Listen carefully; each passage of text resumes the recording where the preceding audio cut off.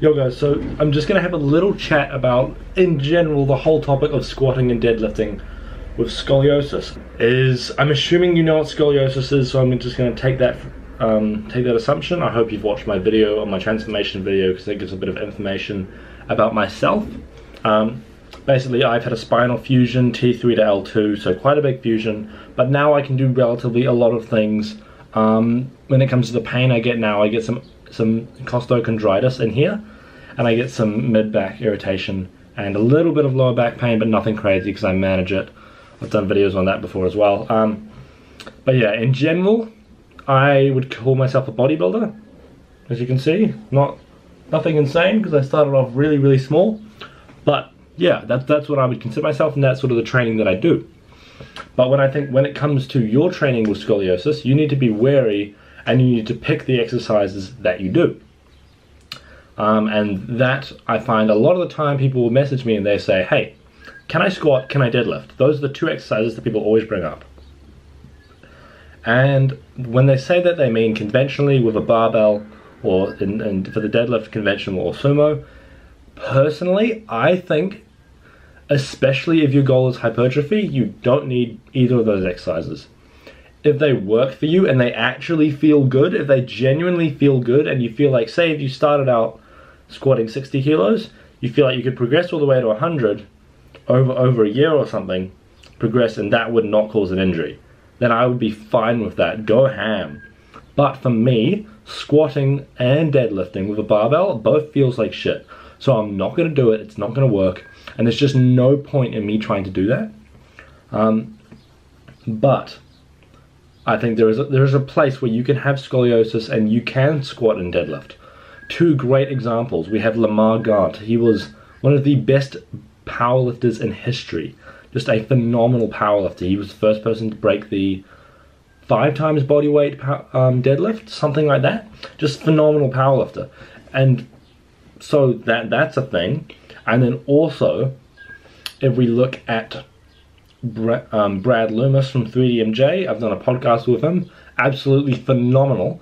He has severe scoliosis and he has spondylolisthesis. So that's two great examples of people who can do it.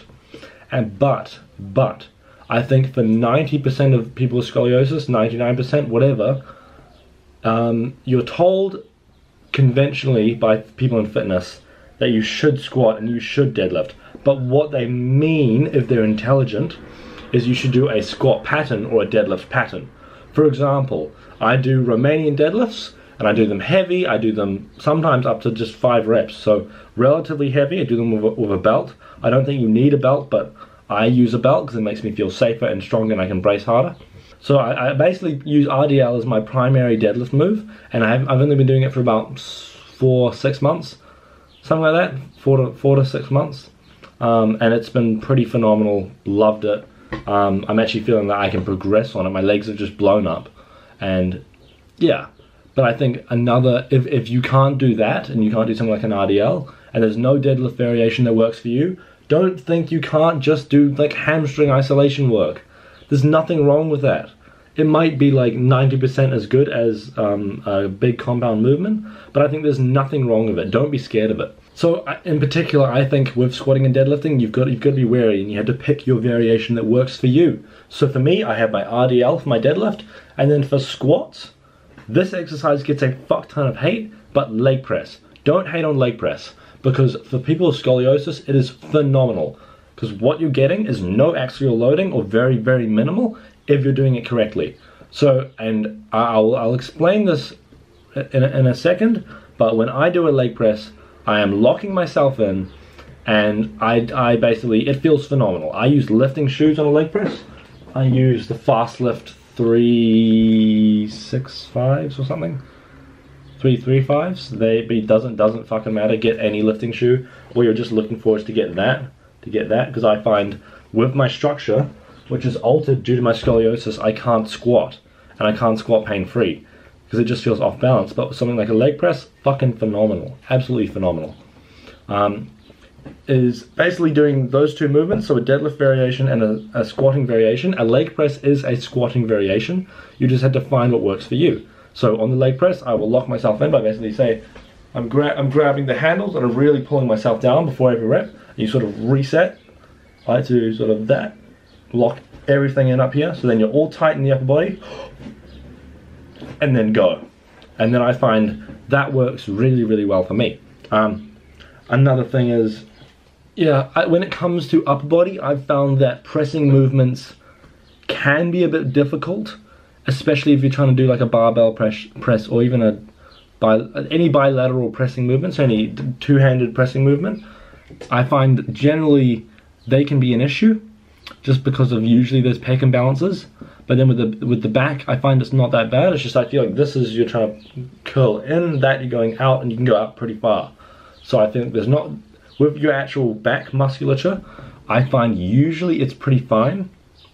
And I don't think there's really any issues. So I think just pick a rowing motion, do pull-ups.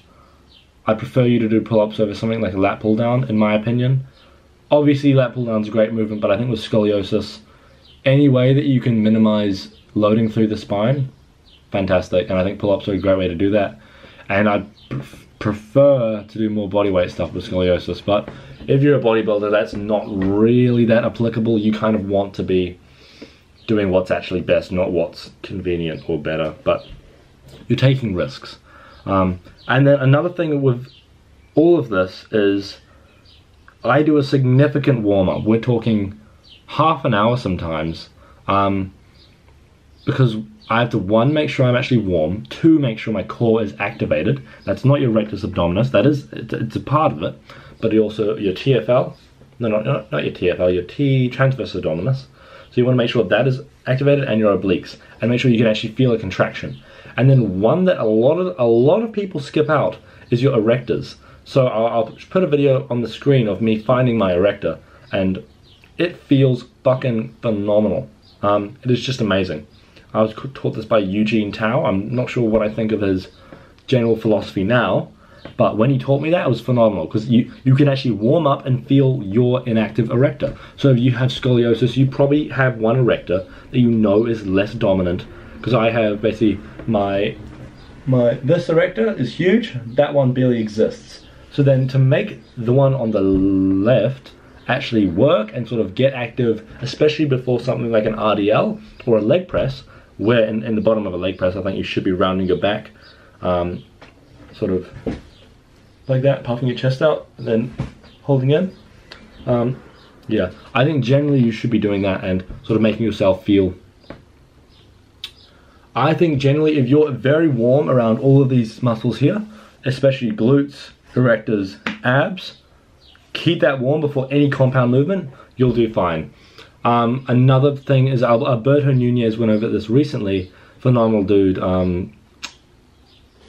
He went over it and basically talked about in any movement, if you consider yourself a bodybuilder or you lift weights in any capacity, no matter what the movement is, because usually it's fundamentally you're moving in one plane to another plane, you're just moving through one plane of motion.